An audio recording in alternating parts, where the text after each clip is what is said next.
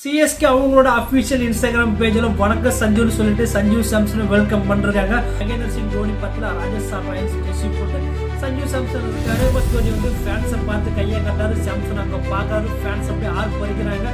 திரும்ப அப்படியே ஃபேன்ஸ் காட்டிட்டு சஞ்சு சாம்சன் காட்டுறப்ப அந்த ராஜஸ்தான் ராயல்ஸ் ஜெர்சியிலிருந்து அப்படியே எல்லோ கலர் ஜெர்சியில மாறப்போ வச்சிருப்பாருங்க ஒரு புஷ்பம்.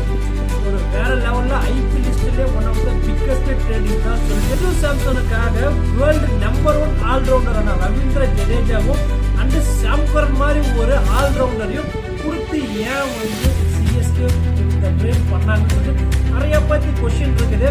ஒன்லி ஆன்சர் என்னன்னா எம்எஸ் தோனினா சிஎஸ்கேனா எம்எஸ் தோனி.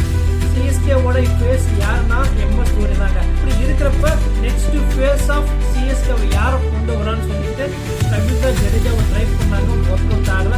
அதுக்கப்புறமேட்டு ருத்ராஜ் கெய்க்வாட் ட்ரை பண்ணாங்க. அதுவும் பெருசாக ஒர்க் அவுட் ஆகல. ஃபேஸ் ஆஃப் சிஎஸ்கேவை யாரடா கொண்டு வரலாம்னு சொல்லிட்டு சிஎஸ்கே ஒரு பக்கம் திங்க் பண்ணுறப்ப ஆர்ஆர் மேனேஜ்மெண்ட்டுக்கு சஞ்சு சாம்சனுக்கு அப்படியே மனக்காசு உண்டாகுது.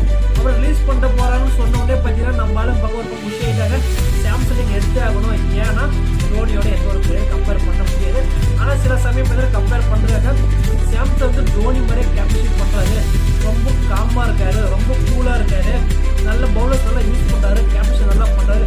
ஐபிஎல்ல ஒன் ஆஃப் த பெஸ்ட் கேப்டனாக இருக்காரு சஞ்சு சாம்சன் அப்படின்னு சொல்லிட்டு பார்த்தீங்கன்னா நிறைய விஷயம் நம்ம கேள்விப்படுறோம்.